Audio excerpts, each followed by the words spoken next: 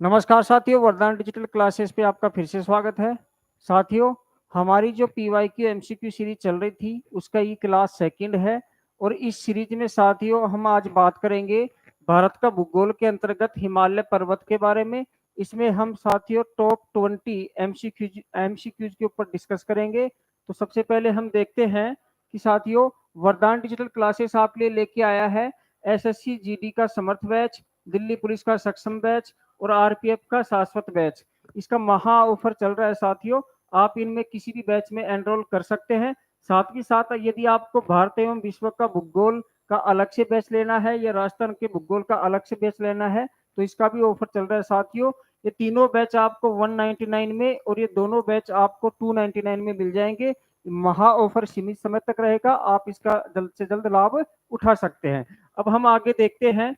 आज की सीरीज का हमारा जो पहला क्वेश्चन है वो है कि निम्न में से कौन सा सुमेलित नहीं है। तो साथियों एक तरफ तो भारत की स्थलाकृतियां दे रखी हैं कि एक तरफ पर्वत है, पहाड़ है, पठार है, मैदान है, और एक तरफ दे रखा है कि भारत के कितने प्रतिशत भूभाग पर स्थित है। तो साथियों भारत का क्षेत्रफल अपने आप में 100% है। भारत का क्षेत्रफल अपने आप में 100% है।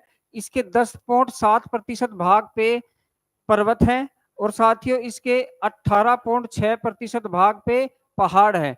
इसके 27.7% भाग पे पठार है। अतः ये तीसरा जो ऑप्शन है ये गलत है। चौथा है मैदान, तो साथियों इसके 43% भाग पे मैदान है। तो हमारा आंसर हो जाएगा पठार। यहाँ पठार वाला जो ऑप्शन है ये गलत है, ये सुमेलित नहीं है। यहाँ आएगा 27.7%। तो यहाँ ध्यान रखना, यदि हम यहाँ 27.7% करते हैं तो टोटल हो जाता है 100%। अब यहाँ 2-3 क्वेश्चन और देख लीजिए आप कि भारत में सर्वाधिक कौन सी स्थलाकृतियां हैं। तो भारत में सर्वाधिक है मैदान। यदि भारत में इन चारों में से न्यूनतम पूछे तो न्यूनतम है साथियों पर्वत। ठीक है, तो इसका आप अवरोही क्रम और आरोही क्रम भी आप ध्यान रख सकते हैं। आगे हम देखते हैं हमारा सेकंड क्वेश्चन, हिमालय की उत्पत्ति कौन से काल में हुई। हिमालय की उत्पत्ति कौन से काल में हुई। तो साथियों हिमालय की जो उत्पत्ति है वो सेनोजोइक एरा में, सेनोजोइक एरा में जो ट्रशियरी पीरियड है, ट्रशियरी पीरियड है, इस टर्शियरी पीरियड में साथियों इयोसीन से, इयोसीन से Eocene to Pliocene, Eocene to Pliocene, यानी इयोसीन से और प्लायोसीन काल तक हुआ। इयोसीन से प्लायोसीन।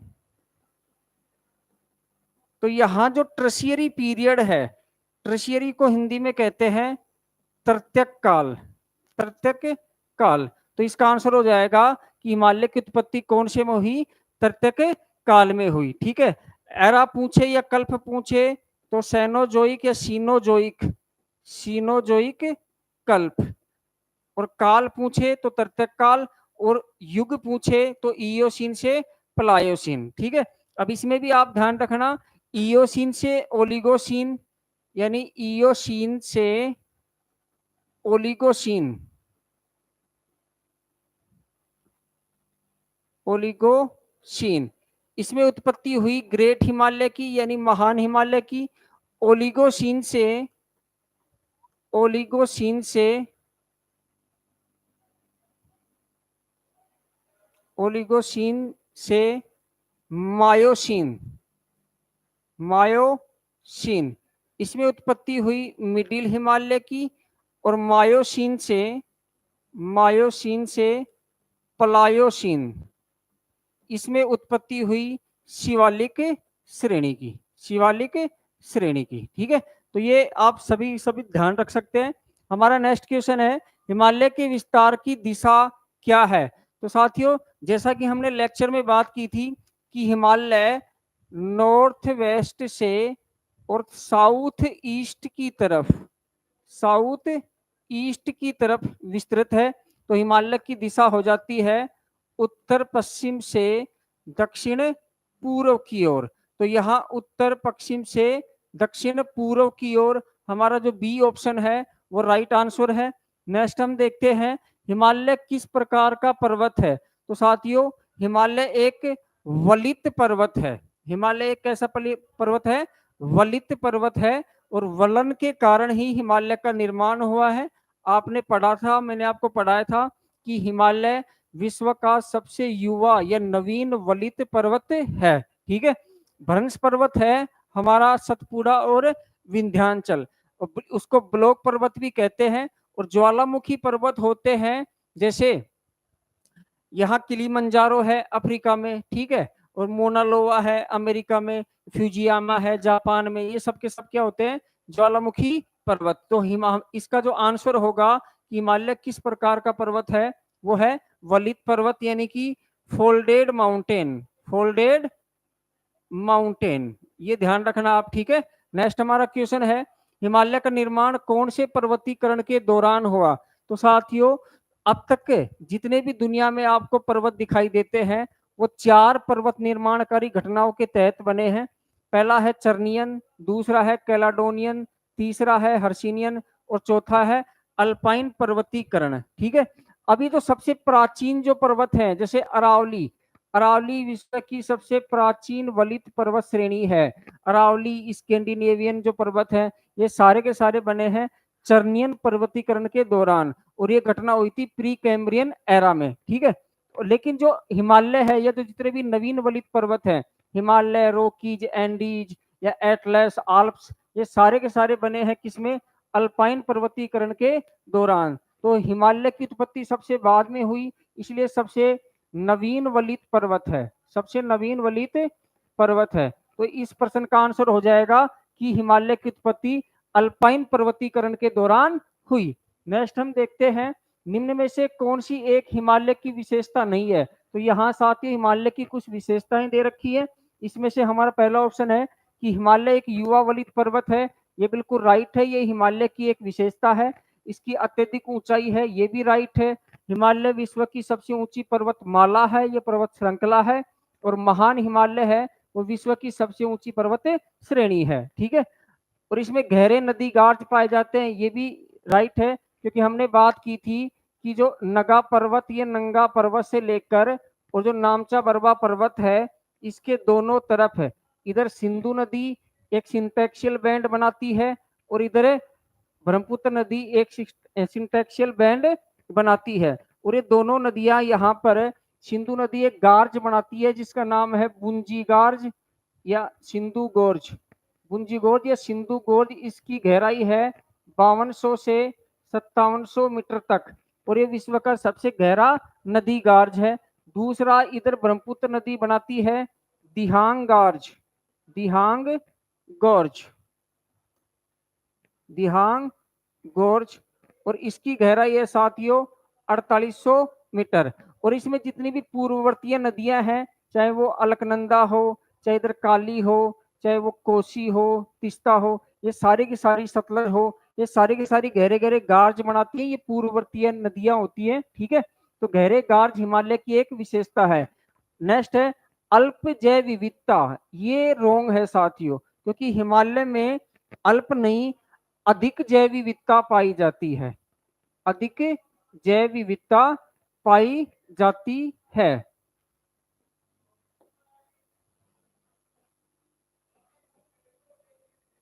हाई बायोडाइवर्सिटी हिमालय में पाई जाती है, और हाई वेजिटेशन भी हिमालय में पाया जाता है। तो यहाँ इसका आंसर हो जाएगा डी। ठीक है, नेक्स्ट हम देखते हैं, ट्रांस हिमालय की निम्न श्रेणियों में से सबसे उत्तरतम है, यानी ट्रांस हिमालय की ये 4 श्रेणियां दे रखी है, इसमें सबसे उत्तरतम है।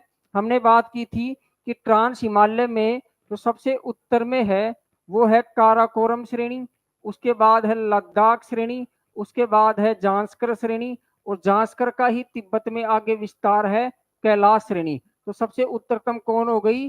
काराकोरम श्रेणी। तो इसका आंसर हो जाएगा क्या?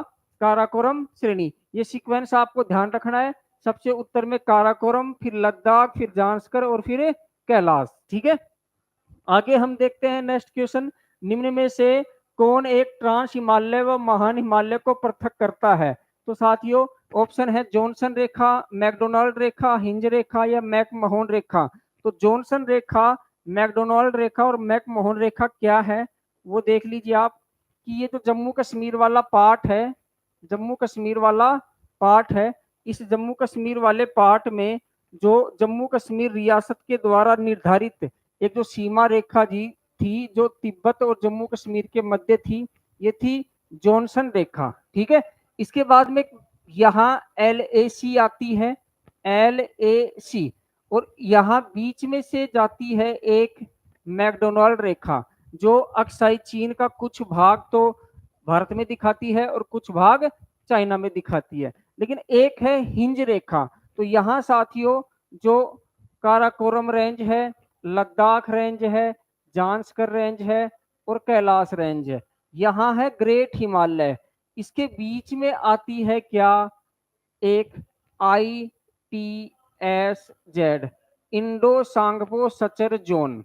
Indo Tsangpo suture zone, Indo यानी इंडस रिवर यानी सिंधु, सांगपो यानी ब्रह्मपुत्र नदी, सचर जोन। तो इंडो सांगपो सचर जोन को ही हिंज रेखा या हिंज लाइन कहते हैं। तो यहाँ ध्यान रखना, ट्रांस हिमालय और महान हिमालय को कौन अलग करता है, ये हिंज रेखा, हिंज रेखा। ठीक है, तो इसका आंसर क्या हो जाएगा, सी। आगे देखते हैं नेक्स्ट क्वेश्चन, निम्न में से कौन सी चोटी काराकोरम श्रेणी में स्थित नहीं है। तो साथियों हमने बात करी थी कि काराकोरम चोटी काराकोरम श्रेणी में कई चोटियां हैं, जिनमें से हमने एक तो बात करी थी किसकी, K2 की। K2 को ही गोडविन ऑस्टिन कहते हैं, गोडविन ऑस्टिन कहते हैं। ठीक है, और ये भारत की सबसे ऊंची चोटी है 8611 मीटर। फिर एक है ब्रॉड चोटी, तो ब्रॉड पीक भी कहाँ है, ब्रॉड पीक भी कहाँ है, वो भी काराकोरम श्रेणी में है। फिर एक हिडन चोटी, तो ये हिडन चोटी भी कहाँ है साथियों, ये भी काराकोरम में है। इसके अलावा हमने बात की थी बालतोरो कांगरी, सालतोरो कांगरी, बातुरा। ठीक है, ये सारी सारी चोटियां कहाँ है, ये हिमालय काराकोरम है। इसके अलावा गुसेरबुर्म, ससेरबुर्म, मसेरबुर्म, ये सारी सारी कहाँ है, ये भी काराकोरम में है। लेकिन यहाँ हमने बात की थी कि जो इसके साउथ में लद्दाख रेंज है, इस लद्दाख रेंज की जो हाईएस्ट पीक है वो माउंट राकापोशी है, और माउंट राकापोशी पीओके में स्थित है। इसलिए इसका आंसर हो जाएगा डी, क्योंकि ये काराकोरम में नहीं है, ये तीनों तीनों कहाँ है, काराकोरम श्रेणी में स्थित है। नेक्स्ट हमारा क्वेश्चन है 10वां, प्राचीन रेशम मार्ग कौन सी श्रेणी से गुजरता था। ये बहुत इंपॉर्टेंट क्वेश्चन है साथियों।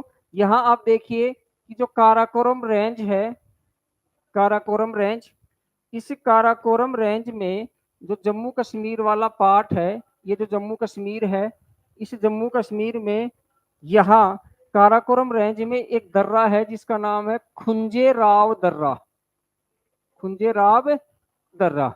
इस खुंजेराव दर्रे से साथियों प्राचीन समय में चाइना का रेशम मार्ग गुजरता था, जिसको सिल्क रूट कहते हैं, रेशम मार्ग, रेशम मार्ग या सिल्क रूट।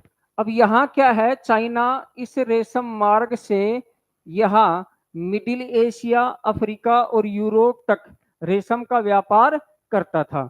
और इस रेशम मार्ग पे जब आप इतिहास पढ़ोगे तो आप पढ़ोगे कि कुषाण वंश का, कुषाण वंश के जो शासक थे कनिष्क, कनिष्क का इस रेशम मार्ग पे अधिकार था। आपको याद होगा जो 4 बौद्ध संगीतियां हुई हैं बौद्ध धर्म की, उसकी जो चौथी बौद्ध संगीति है वो कनिष्क ने कश्मीर में आयोजित करवाई थी।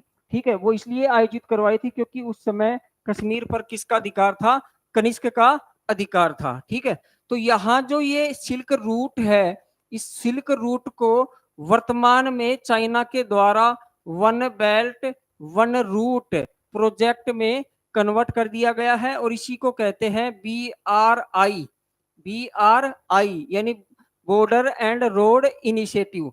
इसी OBOR को ओबोर भी कहते हैं, ओबोर।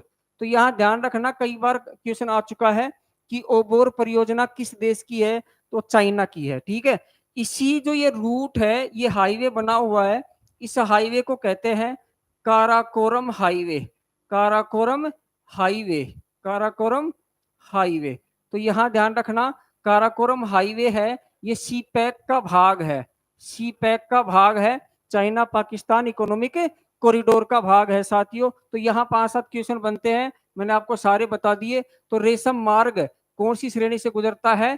काराकोरम श्रेणी से गुजरता है। आगे हम देखते हैं, भारत का सबसे ऊंचा पठार लद्दाख का पठार कौन सी श्रेणी के मध्य स्थित है? अब यहाँ भारत का सबसे ऊंचा पठार है जिसका नाम है लद्दाख का पठार, वो कौन सी श्रेणियों के मध्य स्थित है, ये प्रश्न पूछा गया है। तो यहाँ ध्यान रखना, ये जो काराकोरम श्रेणी है, ये लद्दाख श्रेणी है, ये जास्कर श्रेणी है, ये कैलाश श्रेणी है। ये काराकोरम, ये लद्दाख, ये जास्कर, ये कैलाश श्रेणी है। तो जो काराकोरम और लद्दाख श्रेणी है साथियों, इसके बीच में है लद्दाख का पठार। क्या है? लद्दाख का पठार। तो इसका आंसर क्या हो जाएगा? काराकोरम व लद्दाख श्रेणी। ठीक है, आगे हम देखते हैं 12वां, पंजाब हिमालय या कश्मीर हिमालय किन नदियों के मध्य स्थित है? तो हमने हिमालय का प्रादेशिक वर्गीकरण पढ़ा था। इस प्रादेशिक वर्गीकरण में हमने बात की थी कि सिडनी बुर्राड़ ने हिमालय को नदी घाटियों के आधार पर विभाजित किया है, जिसमें हमने एक तो सिंधु नदी, एक सतलज नदी, एक काली नदी, एक हमने तिस्ता नदी, और एक साथियों हमने ब्रह्मपुत्र नदी। इन 4 नदी घाटियों की बात की थी, और इन 4 नदी घाटियों के बीच में, सिंधु और सतलज के बीच में था कश्मीर या पंजाब हिमालय, सतलज और काली के बीच में था कुमायूं हिमालय, काली और तिस्ता के बीच में था नेपाल हिमालय, और तिस्ता और ब्रह्मपुत्र के बीच में था साथियों असम हिमालय। यहाँ हमने बात की थी कि कश्मीर हिमालय की जो लंबाई है वो 560 किलोमीटर है।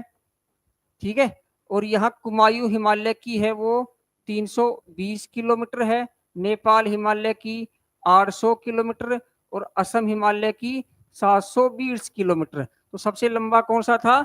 नेपाल हिमालय, और सबसे छोटा कौन सा था? कुमायूं हिमालय। अब हम आ जाते हैं हमारे प्रश्न के ऊपर कि कश्मीर या पंजाब हिमालय कौन सी नदियों के बीच में है? तो हमारा आंसर होगा क्या? सिंधु व सतलज नदी के बीच में, क्योंकि कौन सी है? सिंधु और सतलज नदी के बीच में। आगे हमारा प्रश्न है, निम्न में से किसे हिमाचल हिमालय के नाम से भी जाना जाता है? प्रश्न ये है कि हिमाचल हिमालय के नाम से निम्न में से किसे जाना जाता है? तो साथियों, ट्रांस का मतलब होता है पार।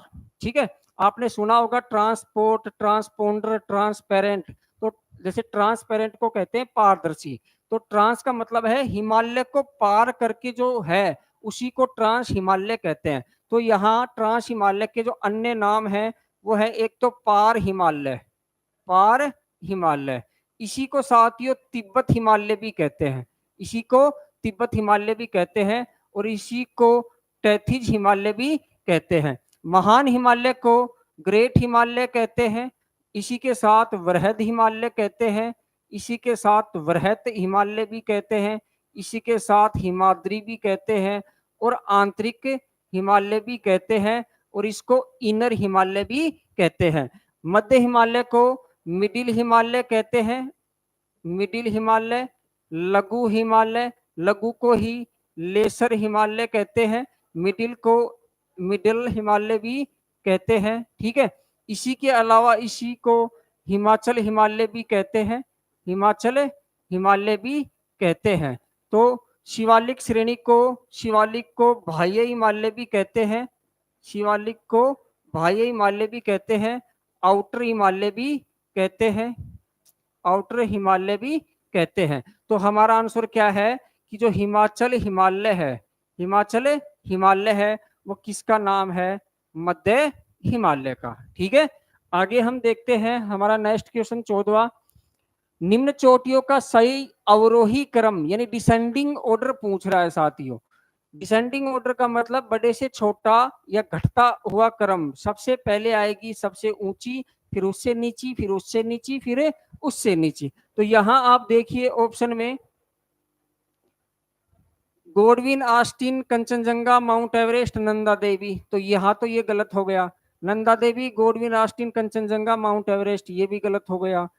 Mount Everest, Godwin Austen, Kanchenjunga, Nanda Devi, ये राइट है, क्योंकि तीनों ऑप्शनों में सबसे पहले माउंट एवरेस्ट इसी में आता है। आपको पता होगा कि जो माउंट एवरेस्ट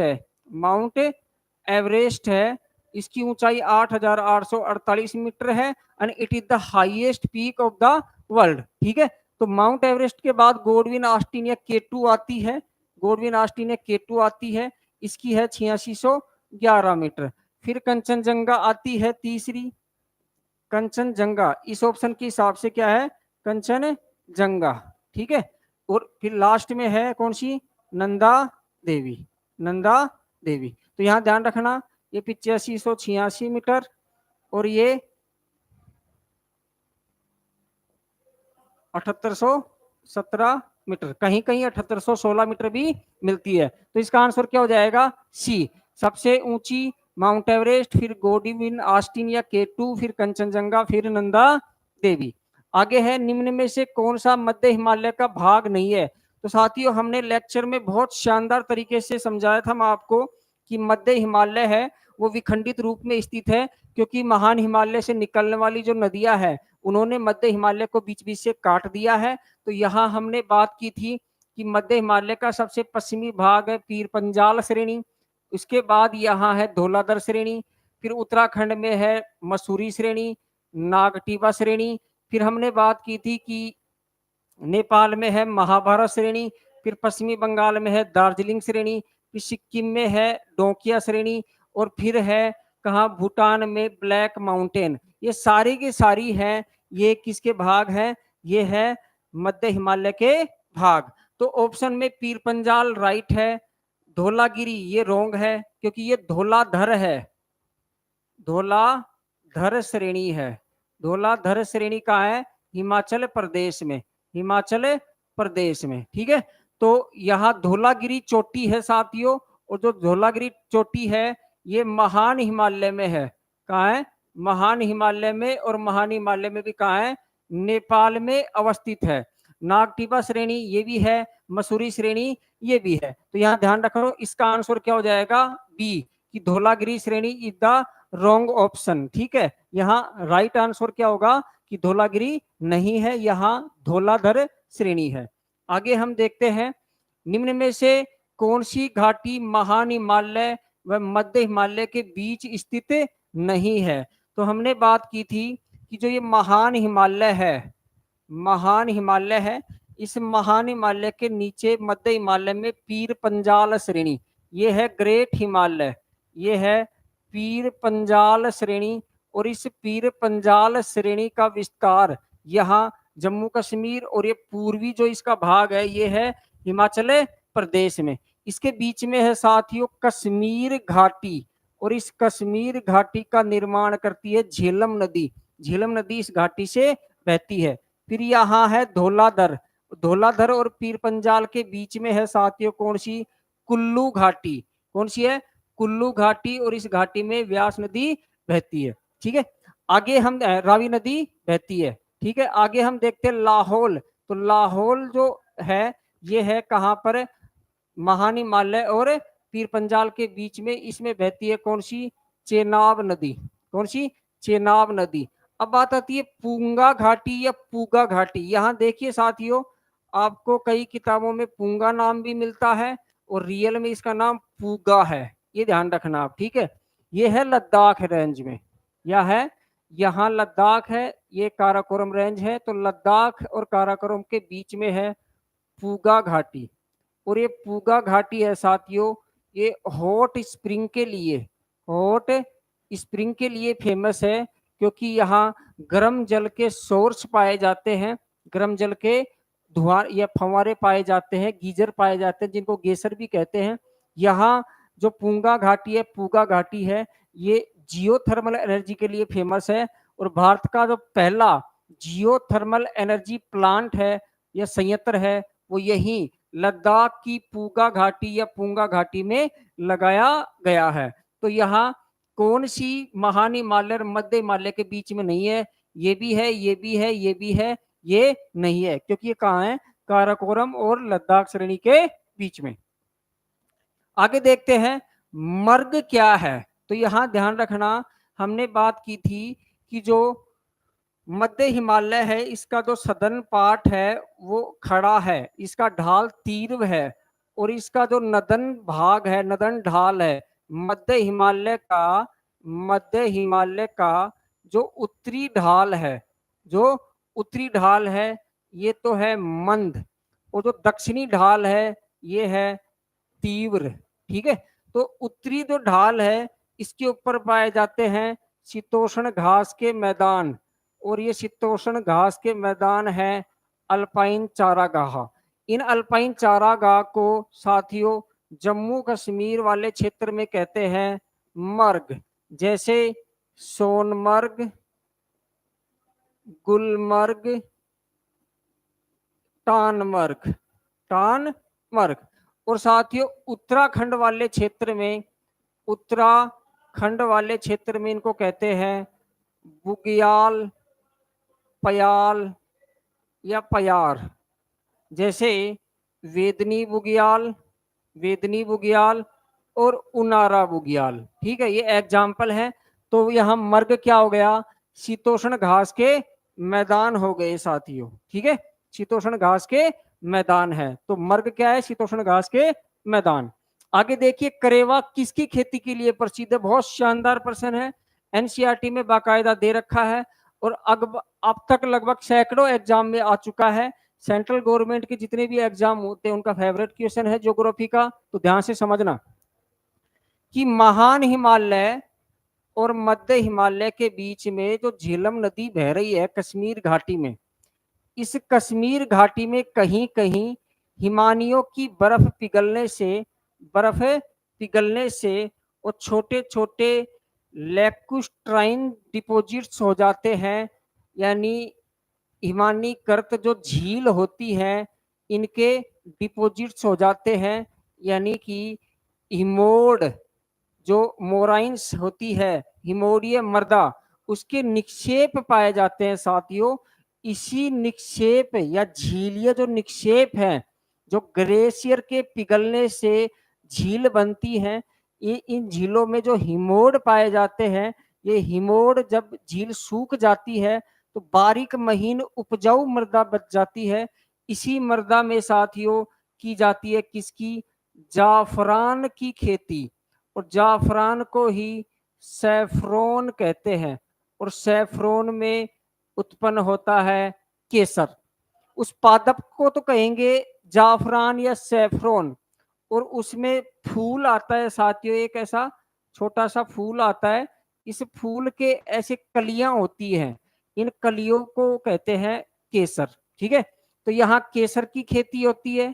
ठीक है, तो ये हमारा आंसर क्या है, केसर की खेती। ये काजू, कॉफी, चाय ये यहाँ इस करेवा में उत्पादित नहीं होती है। काजू होती है साउथ इंडिया में, चाय भी साउथ इंडिया में, और कॉफी भी साउथ इंडिया में। इसके अलावा जो चाय है वो नॉर्थ ईस्ट इंडिया में यानी असम वगैरह में भी उत्पादित होती है। ठीक है, आगे हम देखते हैं, हमारा नेक्स्ट क्वेश्चन है वो है निम्न में से कौन सा शिवालिक का भाग असुमेलित है।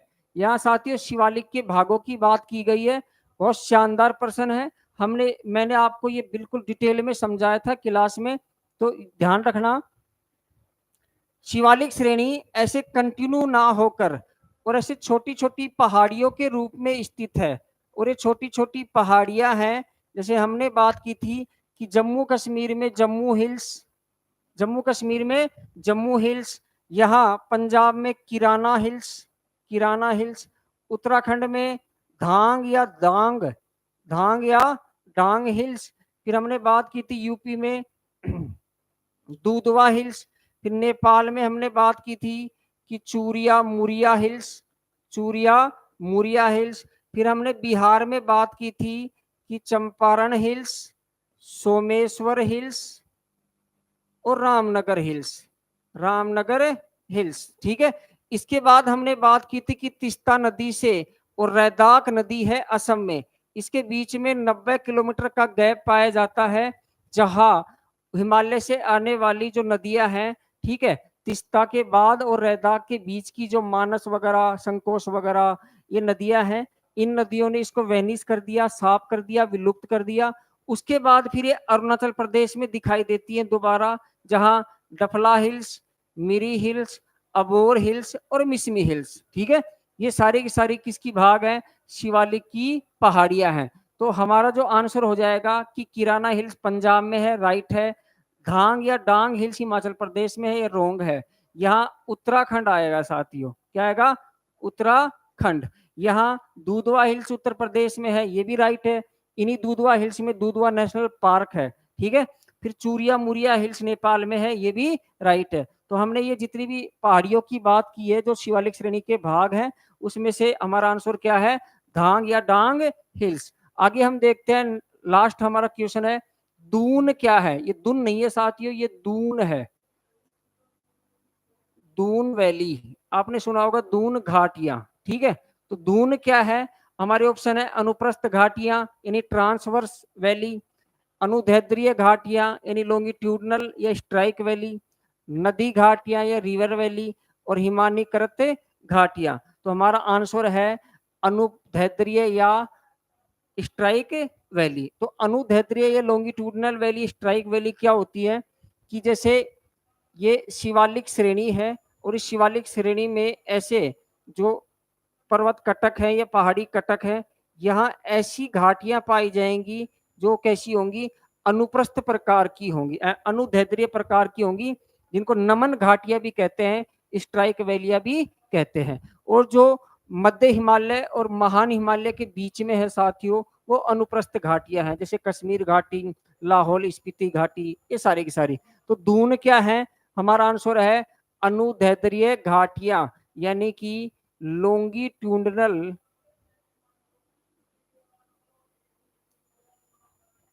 वैली।